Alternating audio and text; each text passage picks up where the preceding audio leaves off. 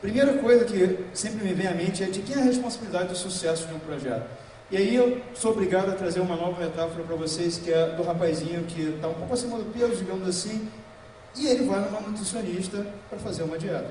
Chegando na nutricionista, ela tira as medidas dele, vê o peso, vê o percentual de gordura e tudo mais, passa uma dietinha e pede para ele voltar 2 semanas depois para fazer uma nova avaliação.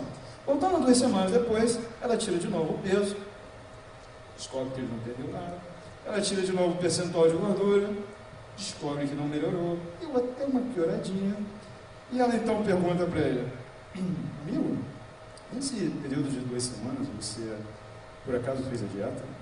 E ele diz: não. Você por acaso fez exercícios? E ele diz: não. E eu estou muito chateado com a senhora, porque a senhora falou que se eu viesse aqui emagrecer, já é a segunda vez que eu estou vendo e até agora eu não emagreci. O problema não é ir na nutricionista, porque só ir na nutricionista não vai resolver o problema dele. O problema dele só resolve quando ele também faz a parte dele. Por que eu estou falando isso para vocês? Porque frequentemente o cliente traz um problema para a gente, ele traz os requisitos, deixa aqui e vai embora. E acha que isso resolveu o problema. É como ter ido na nutricionista. Não, isso só vai funcionar se ele trabalhar com a gente ao longo de todo o projeto. Você pode colocar a pessoa mais assim, rigorosa do mundo para fazer uma dieta. Se a nutricionista passar a dieta errada, ele vai engordar. Da mesma maneira, você pode pegar uma nutricionista que... Caramba, agora eu me perdi. Bom, mas enfim, vocês entenderam a ideia. O que eu quero dizer é que os dois têm que trabalhar juntos. Se eles não trabalharem juntos, a coisa não vai funcionar. Então, a maneira como a gente vê desenvolvimento de software em XP, ela é muito mais parecida com, digamos assim, uma dança de salão. Uma dança de salão se caracteriza por você ter um casal dançando junto. Você tem o cavaleiro e você tem a dama. Se você separou esses dois, já não é mais dança de salão, chame de qualquer outra coisa, mas não é mais dança de salão. Então, em XP, a gente entende que você tem que ter o cliente o tempo todo dançando com a equipe de desenvolvimento e conduzindo a direção que a equipe de desenvolvimento tem que ir. Então, eles não podem se separar ao longo do desenvolvimento. Se não for assim, a coisa não vai funcionar. O problema é o meu cliente tem mais o que fazer da vida. E o meu cliente definitivamente não vai ficar com a equipe trabalhando para fazer o projeto dele. Se o seu cliente não vai fazer isso, eu já falei para vocês, vai almoçar. Porque assim, vocês não vão ter a menor chance de fazer software dar certo enquanto vocês não conseguirem fazer o cliente participar ativamente do projeto o tempo todo. Sinto dizer para vocês, gente, não é um problema tecnológico. Tom DeMarco, num dos livros famosos dele, o Peopleware, ele falou na página 5, fazer software direito é 95% a ver com coisas que não são tecnológicas, são pessoais, são humanas. Então, assim, se vocês estão interessados em 5% tecnológico e acham que isso vai fazer alguma diferença, porque agora vocês conhecem a ferramenta blá blá blá, não vai fazer diferença se você não coloca esse cliente junto com você. Bom, e a gente então, partindo da premissa que a gente vai colocar o cliente junto, como é que a gente faz o planejamento de um projeto em XP? Bom, para começo de conversa, chega de cascata. Cascata não vai resolver o nosso problema nem hoje, nem dia nenhum. A maneira como a gente vai trabalhar o desenvolvimento de software vai ser através de um planejamento interativo. O planejamento interativo significa, pegando um exemplo aqui, vamos imaginar que há muito tempo atrás as lojas americanas decidiram fazer o site delas na internet, porque ela só vendia, né, nas lojas e tudo mais. E aí um dia o diretor, acordando de manhã assim no domingo, ele fala, eu acho que esse pessoal de TI está meio paradão, vou arrumar um projeto bacana para eles fazerem. Deixa eu pensar, já sei, vou botar o pessoal de TI para fazer as lojas americanas na internet. Bacana, gostei. E esse projeto vai levar 8 meses. Como ele sabe que vai levar 8 meses, e eu estou falando isso só porque as pessoas me perguntam muito como é que eu estimo o tempo de um projeto em XP. Vocês não têm esse problema, vocês jamais vão ter esse problema já foi resolvido. O cliente de vocês sempre sabe quanto tempo vai levar. Tá? Tem uma entidade mediúnica que conta para ele quanto tempo vai levar para fazer o projeto, então ele já sabe. Você só tem que entender qual é o tempo e descobrir o que ele tem na cabeça. Esse cara, por exemplo, tinha 8 meses, então é um projeto de 8 meses. Nesse projeto de 8 meses, ele foi levar a uma equipe XP e a equipe falou para ele, 8 meses? 8 meses é muito longo. Será que a gente não pode conversar sobre tempos um pouco menores e a gente faz entregas para você um pouquinho de cada vez? Por exemplo, o que é a coisa mais importante para você? E eles começam a discutir e chegam a um planejamento que funciona assim. Olha, se nos primeiros 2 meses você me entregar um site no qual as pessoas que acessarem possam saber os produtos que eu tenho em estoque e saber quanto custa, já vai me ajudar bastante no meu negócio. Bacana. Se não, nos próximos 2 meses, então, você conseguir fazer com que as pessoas até comprem esses produtos, bacana também.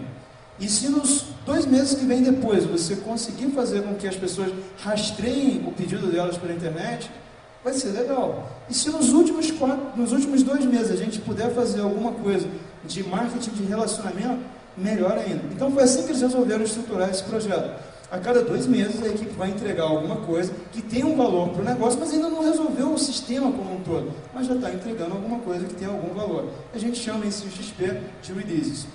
Bom, como é que é um planejamento de release? Esse aqui é um exemplo real e eu vou começar a mostrar várias fotos desse projeto. Esse é um projeto que a gente está conduzindo agora lá no Rio, chamado Lúcidos, e é um projeto que a gente está fazendo para uma construtora já desde o início do ano passado. E foi assim, exatamente assim que começou esse projeto. A gente colocou na mesma sala, num único dia, algumas pessoas para discutirem o que elas achavam que era importante para esse projeto que estava vindo aí. E a gente usou elementos simples, como post-its, como cartões e assim por diante. E aqui vocês vão notar o seguinte: ali daquele lado vocês têm 2 pessoas que são de TI, elas escrevem software de verdade. Aqui desse lado você tem uma pessoa que é operacional, aqui embaixo 2 pessoas que são gerentes. E do outro lado da mesa você tem lá outros gerentes, diretores. Então eu estou trazendo aqui as mais diferentes dimensões da empresa para analisar o que precisa ser feito para aquele sistema. E a gente não está entrando num detalhe absurdo sobre ele, a gente está apenas tentando entender quais são os itens básicos e quais são os sistemas básicos que a gente vai ter que fazer nesse próximo ano de trabalho. E eu estou tentando trazer os mais diferentes pontos de vista. E a gente está então, a partir disso aqui, combinando um esquema de entregas no qual eu tente entregar sempre um pouquinho de coisa de cada vez e consiga começar a antecipar receita. O software, a gente faz software porque a gente quer ter algum retorno com ele. Eu não quero ter algum retorno lá na frente, eu quero ter algum retorno o mais cedo possível. Então eu quero poder botar um pouquinho de dinheiro de cada vez e ver alguma coisa útil saindo dali. Bom, mas acontece que quando a gente vai trabalhar com o XP, a gente olha para essa release de 2 meses e fala, meu Deus, 2 meses, é muito tempo 2 meses. A gente não gosta de trabalhar com essas coisas assim por tanto tempo. Será que a gente não poderia quebrar isso em tempos menores e talvez fazer entregas semanais, quem sabe? Se a gente pudesse fazer entregas semanais, significaria que eu vou começar a fazer software na segunda-feira, vou entregar alguma coisa na sexta-feira, o cliente vai vir na segunda-feira seguinte, vai olhar o que eu fiz, se ele gostar, ele fala, se ele não gostar, ele diz que ele não gostou, e a gente dá uma ajustada, mas aí ele traz novos requisitos na segunda-feira, e a gente faz isso basicamente no que a gente chama de ciclo semanal.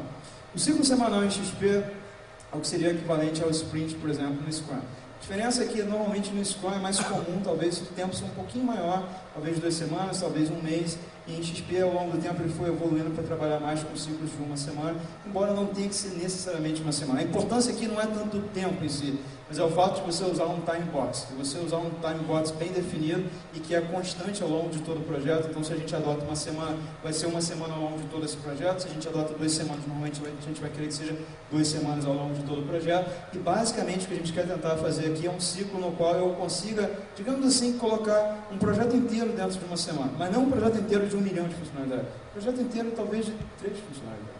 Que eu consiga começar e terminar e dar feedback para o meu cliente. Então, normalmente as coisas começam assim. E isso aqui tudo é do mesmo projeto, isso acontece toda segunda-feira, tá? Várias pessoas se reúnem lá e elas já sabem disso desde antes de começar o projeto, porque já foi vendido para elas assim. Elas estão cansadas de saber que toda segunda-feira elas vão ter que ir lá e elas fazem isso. E elas fazem isso porque elas cada vez mais entendem que elas estão ganhando alguma coisa fazendo isso. Então elas vão, se reúnem e a gente começa a discutir, e agora, gente, o que a gente precisa fazer para a próxima semana? Depois de uma série de conversas, o cliente, ou alguém do cliente, nesse caso aqui, o diretor da empresa, que é a pessoa que é, digamos assim, o cliente principal, ele começa a escrever histórias, e ele diz exatamente aquilo que ele quer para essa próxima interação, para essa 1 semana de trabalho. Não são muitas, como eu disse, são apenas algumas histórias, e essas histórias ele normalmente vai escrever em cartões, que são bastante simples, não são um caso de uso detalhado, não que não pudesse ser, mas nesse caso aqui, isso aqui resolve para a gente. Então, nesse cartão ele coloca com as palavras dele, aquilo que ele gostaria que fosse feito naquela semana. Tá? E aí, entra a parte que os desenvolvedores começam a atuar. Os desenvolvedores se reúnem em torno desses cartões e começam a pensar, quanto tempo será que vai levar para eu fazer cada um desses cartões? E essa é uma informação importante, porque, veja só, esse cartão aqui, não basta ele ter o que precisa ser feito, ele tem que ter aquelas bolinhas lá em cima também. Aquelas bolinhas lá, cada equipe adota o que ela quiser como forma de identificação disso, mas aqui é a nossa maneira de dizer quanto tempo vai levar. Cada bolinha daquela leva um dia de trabalho. Então, se tem 3 bolinhas, vai levar 3 dias de trabalho. É o que a gente está querendo dizer com tudo ali. E por que é importante essa informação?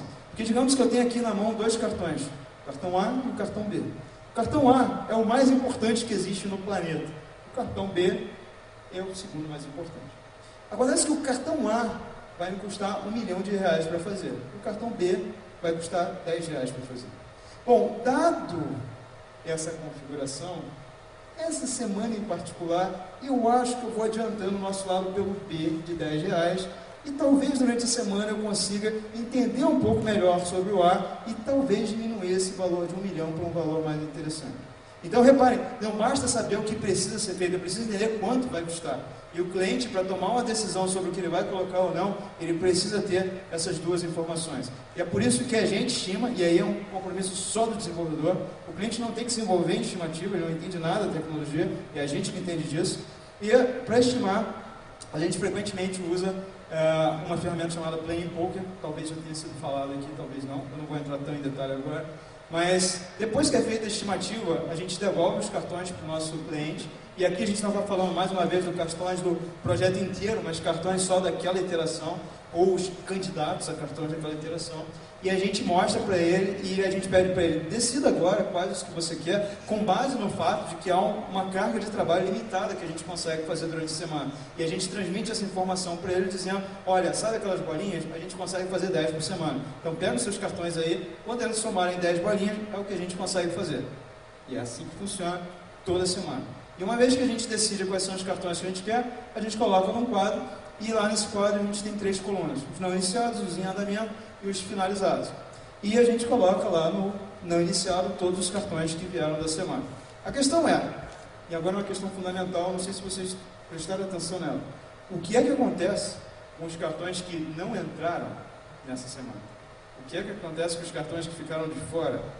Bom, obviamente, e não poderia ser diferente, eles vão para o Aguarde e Confie. O Aguarde e Confie é um bolinho de cartões que vai ficar devidamente engavetado e a gente vai voltar a tratar sobre eles na semana que vem. E o Aguarde e Confie, ele é muito mais profundo do que vocês possam imaginar. A importância dele está muito além do que parece à primeira vista. Por quê? Porque o Aguarde e Confie é a maneira que você tem de não ter que dizer para o cliente, meu amigo, isso que você está pedindo é idiota demais. Sabe por quê? Porque, veja, o cliente vem com aquele cartão que ele passou o final de semana inteiro pensando, e ele põe na mesa e você olha para aquilo, olha para os seus colegas e todos dizem a mesma coisa, né, naquela telepatia básica de desenvolvedores bem nerd, assim. Isso é a maior firula que já apareceu na face da Terra. Não há a menor chance de que isso seja importante nesse projeto. Mas, se você tiver que dizer isso para ele, digamos assim, que você não vai alimentar um relacionamento muito positivo. Então, talvez seja melhor você não dizer tão claramente essa informação. Mas, para sua felicidade, existe o Aguarde e Confie. Como aquilo é uma firula e existem coisas que realmente são mais importantes, essas coisas mais importantes, invariavelmente, vão acabar entrando nessa interação. E aquela firula, para o desespero do cliente, ele próprio vai deixar para a semana seguinte. Tolinho. Aí ele deixa para a semana seguinte. Quando chega na semana seguinte, acontece basicamente a mesma coisa. Aquela firula, ela não entrou de novo, porque tinha coisas que realmente eram mais... E assim aquilo vai sendo barrigado, e aquilo cai no esquecimento. E a gente conseguiu maximizar a quantidade de coisas que a gente não vai fazer, sobretudo a quantidade de firulas que a gente não vai fazer, porque não vai precisar. O cliente nem vai pedir, porque o projeto acabou antes que ele tivesse a chance daquilo entrar. E foi ele próprio que não botou. Gente, maravilhoso. Bom, o que acontece então durante a semana?